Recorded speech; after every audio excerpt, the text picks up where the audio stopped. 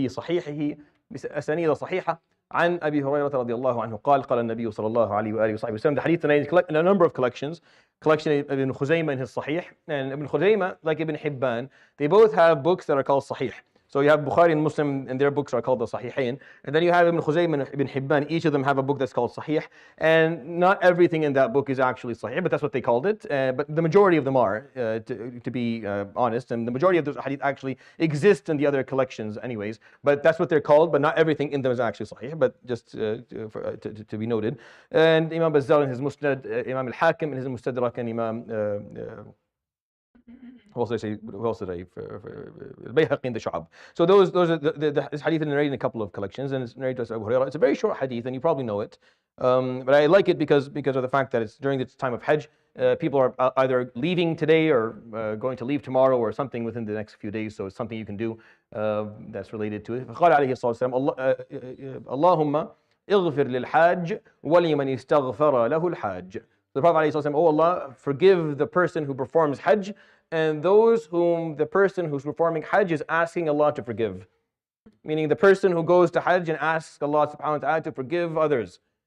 So because of this hadith, it became a custom and a wasiyah of the scholars to each other that if someone is going to Hajj, that you actually hold on to them and say when you go there and you're standing يعني على جبل النور and on the day of Arafah, or you go and you give salam to the Prophet عليه الصلاة والسلام, or you're standing and you're performing your tawaf al-ifada, or you're performing your sa'i, or you're sleeping in Muzdalifah, or you're spending the days of Mina, to make istighfar for me as well. Ask Allah subhanahu wa ta'ala to forgive me for my sins, because He will be forgiven inshallah by the merit of standing there. But inshallah, the Prophet عليه الصلاة is letting us know that Allah, this is the the dua of the Prophet عليه الصلاة والسلام, that Allah will, may Allah forgive the Hajj. So the Hajj is getting that dua from the Prophet عليه الصلاة والسلام, and those whom the Hajj asks Allah to forgive is also getting the dua of the Prophet عليه الصلاة والسلام. So it's a sealed deal. So make sure if you know anyone going to Hajj that you approach them obviously kindly, but the concept is kind of as if a piece of you inshallah is going with the person, and as they perform their Hajj they remember you and they ask Allah subhanahu wa ta'ala to grant you forgiveness as well. So you get the ajr, part of the ajr of Hajj, even though you're not there. And it's beautiful because it kind of makes this whole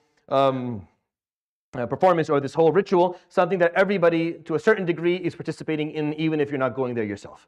By the community always, and this is a ritual that, this is by the way a custom that occurs in the Middle East quite heavily. Like people, if you know someone's going to Hajj, there's a group of people that would go and visit just so that they remind him that you go there and it's just اغفر لنا. You ask Allah subhanahu wa ta'ala to forgive us. You perform istighfar. When you go give salams to the Prophet عليه الصلاة والسلام, you perform istighfar for us. When you go and stand on the Jabal Rahma, in Arafah, you perform istighfar for us. Every time you go to one of those beautiful places and you face the Kaaba and you stand in front of the Multazam and you تستلم الحجر and you pray in Maqam Ibrahim, and when you do these things that you perform istighfar for us as well, so that we are also forgiven as you are inshallah going to be forgiven. And I just think it's a simple hadith, but it's very beautiful, and it shows you the Prophet عليه الصلاة والسلام, even with a small little hadith, he put everyone to work. With a small little hadith, he just made a small dua. He didn't even say tell us to do anything. He just made a small dua and he put everyone to work. So you go there, you're looking for forgiveness, and you're going to do it for others as well. And people will remind you so that they get a nasib of your dua, inshallah, when you're there. I thought it was a beautiful thing, and that's his the genius of the Prophet عليه الصلاة والسلام, and the beautiful adab that he carried when he knew how to do these things. يروي الإمام الحاكم في المستدرك والإمام البزار في مسنده والإمام البيهقي في الشعب والإمام ابن خزيمة في صحيحه كلهم بأسانيد صحيحة عن أبي هريرة رضي الله عنه قال قال النبي صلى الله عليه وآله وصحبه وسلم اللهم اغفر للحاج ولمن استغفر له الحاج. اللهم آمين. صدق رسول الله صلى الله عليه وسلم. سبحانك اللهم وبحمدك أشهد أن لا إله إلا أنت أستغفرك وأتوب إليك. وصلى الله وسلم وبارك على نبينا وحبيبنا محمد وعلى آله وصحبه أجمعين. جزاكم الله خيرا. بارك الله فيكم. السلام عليكم ورحمة الله تعالى وبركاته. What, you wanted to say something? Okay.